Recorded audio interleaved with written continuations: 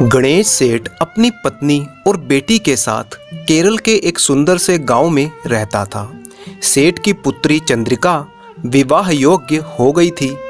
चंद्रिका का रिश्ता सेठ सेठानी ने बचपन में ही तय कर दिया था। आज सेठ जी शादी की तारीख तय करके आए तो वो बहुत ही खुश थे। रात को अपनी पत्नी से बोले, मैं चंद्रिका का ब्याह बड़ी ही धूमधाम से करूँगा, उसके लिए एक 9 लक्खा हार भी बनवाऊंगा। सेठानी बोली, हाँ, चंद्रिका 9 लक्खा हार में कितनी सुंदर लगेगी, मगर आप हार बनवाएंगे किससे? अपने चंदू सुनार से बनवाऊंगा। वो अपने बारीक काम और सफाई के लिए पूरे केरल में मशहूर है। केवल काम की सफाई के लिए ही नहीं, सेठानी ने अपनी बड़ी बड़ी आंखें मटकाते हुए कहा, चंदू अपने हाथ की सफाई के लिए भी बहुत मशहूर है। चंद्रिका के गहने उससे मत बनवाना। ऐसा क्यों? सेठ जी ने पूछा। क्योंकि चंदू को आभूषण दिखाना या उससे कुछ बनवाना खतरे से खाली नहीं। मेरी सहेली ज्योति ने उसे 10 तोले की सोने की माला चमकाने के लिए दी थी, तो वो 9 तोले की ही रह गई। रमा ने मोतियों का हार बनवाया तो मोती नकली निकले। ना जाने चंद्रिका के गहने बनाने में वो हमें कैसे ठगेगा। कुछ नकली निकला तो चंद्रिका के ससुराल में हमारी बहुत बेइज्जती हो जाएगी। सेठानी की बात सुनकर सेठ जी कुछ सोचने लगे। कुछ देर बाद बोले, मैं चंद्रिका का हार तो चंदू से ही बनवाऊंगा, देखूं वो मुझे कैसे ठगता है। आप ऐसी भूल मत कीजिए। चंदू ने बड़े बड़ों के छक्के छुड़ाए हैं, आप तो सीधे साधे इंसान हैं। चंदू के सामने आपकी एक नहीं चलेगी, आपका ही नुकसान होगा। सेठ जी मुस्कुराते हुए बोले, तुम फिक्र मत करो, मैं सावधान रहूँगा। अगले दिन सेठ जी ने चंदू को बुलाया और उसे सारा काम समझा दिया। फिर वो बोले, देखो चंदू, लोग कहते हैं कि तुम अपने काम में काफ़ी हेरा फेरी करते हो। चंद्रिका के गहनों में मैं ठगा जाना नहीं चाहता, इसलिए मेरा एक आदमी हमेशा तुम्हारे साथ रहेगा। तुम मेरे झील के पार वाले मकान में काम करोगे। सेठ की बात सुनकर चंदू दुखी हुआ। वह बोला, सेठ जी मुझे इतना शर्मिंदा ना करें। चंद्रिका तो खुद मेरी बेटी जैसी है, भला मैं उसके गहने बनाने में कोई बेईमानी क्यों करूँगा? और वैसे भी सुनी सुनाई बातों पर आप विश्वास मत कीजिए। आप तो बस मुझे बता दीजिए, मैं सब तैयार करके ले आऊँगा। सेठ जी बोले, नहीं चंदू, अपनी बेटी के गहने के मामले में मैं किसी पर विश्वास नहीं करूँगा। काम तो तुम्हें मेरे घर में ही करना होगा, और वो भी मुरली की निगरानी में करना होगा। अगले दिन से हार का काम शुरू हो गया। हर रोज सवेरे सेठ जी आधा बना हार और बचा हुआ सामान तिजोरी से निकालकर चंदू को देते। फिर चंदू और मुरली नाव पर बैठकर झील के पार वाले छोटे से मकान में जाते। चंदू काम पर लग जाता और मुरली उसकी निगरानी करने लगता।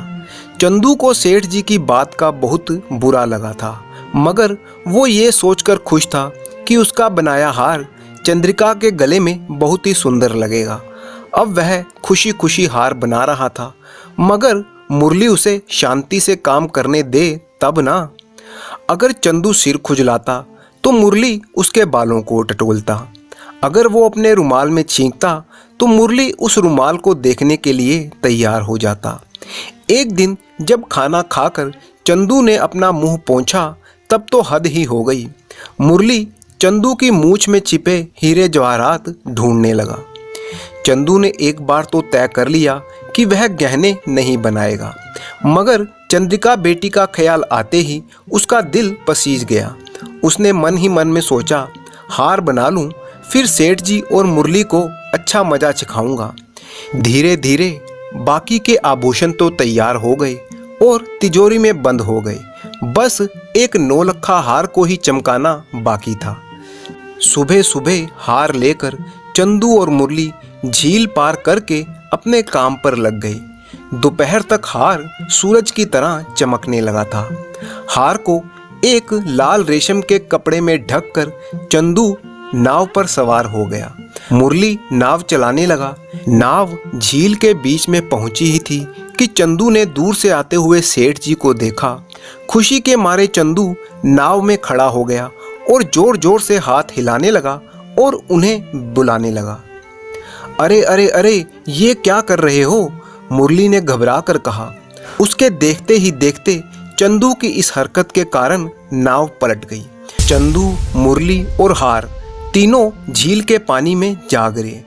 बड़ी ही कठिनाई से नाव, मुरली और हार समेत चंदू सुनार को झील से बाहर निकाला गया। उन्हीं भीगे कपड़ों में चंदू ने हार को सेठ जी को सौंप दिया और अपना मेहनताना लेकर घर लौट गया। सेठ जी खुशी से फूले नहीं समाये। पूरे गांव में खबर फैल गई कि सेठ जी चंदू से भी ज़्यादा तेज निकले। शादी के दिन सेठानी ने चंद्रिका को हार पहनाने के लिए डिब्बा खोला तो उसका दिल धक से रह गया।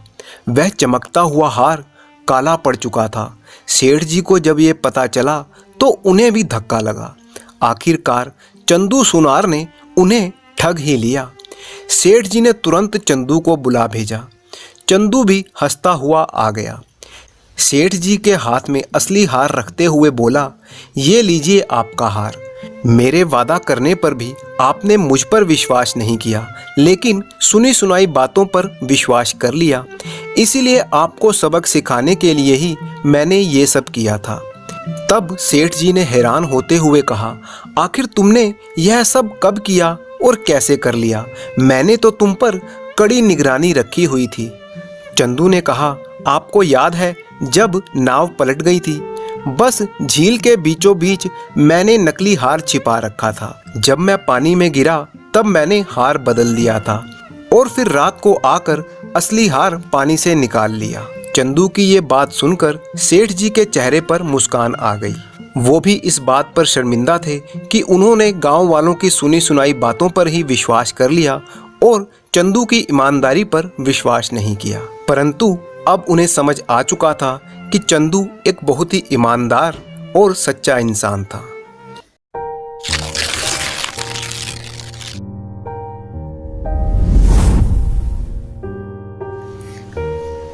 अनंत नगर में रहने वाला विशंभर गांव में चमड़े के जूते चप्पल बनाने का काम करता था। गांव के बाजार में ही उसकी छोटी सी जूते चप्पल की दुकान थी। विशंभर वहीं पर जूते तैयार करता और बेचता था।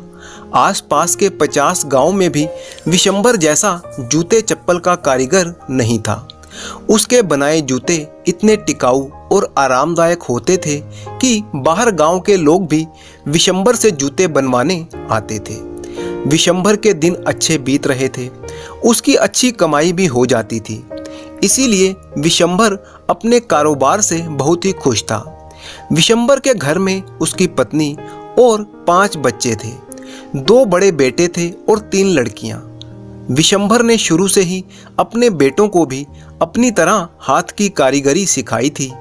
दोनों बेटे अपने पिता के साथ ही जूते बनाते और बेचने का कारोबार करते। बड़े बेटे का नाम दीनू और दूसरे का नाम रामी था। एक दिन विशंभर ने अपने दोनों बेटों से कहा, सुनो मेरे बच्चों, अब तुम दोनों जवान हो चुके हो और हमारी खानदानी जूते की कारीगरी में भी माहिर हो गए हो। मैं चाहता हूँ कि तुम दोनों हमारे इस खानदानी काम को और भी ज़्यादा बढ़ाओ, क्योंकि हमारा परिवार भी बड़ा है और तुम दोनों और तुम्हारी 3 बहनों का ब्याह भी करना है। विशंभर ने बोलना जारी रखा, आज मैं तुम दोनों को 1000 स्वर्ण मुद्राएं दे रहा हूँ। तुम दोनों इन्हें लेकर यहाँ से कम 100 गांव दूर चले जाओ, जहाँ तुम दोनों को कोई ना जानता हो। वहाँ जाकर हमारा खानदानी जूते चप्पल का व्यापार शुरू करो और उसे आगे बढ़ाओ।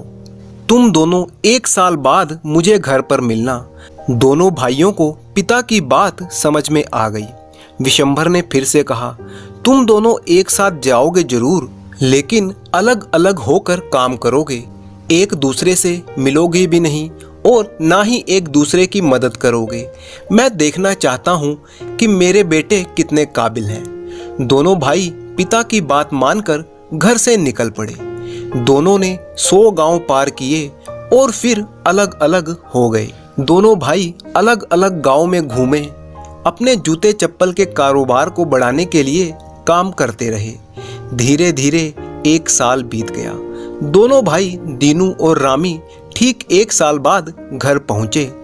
दोनों के घर पहुंचने पर उनके माता पिता बहुत ही खुश हुए। माँ ने अपने हाथों से पकवान बनाकर खिलाए।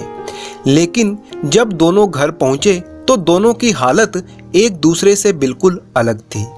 जहां एक तरफ दीनू अपने साथ 6 ऊंट और उन पर लाद कर अनाज, कपड़ा और बहुत सारा धन लेकर आया था, वहीं दूसरी तरफ रामी की हालत बहुत ही खराब थी।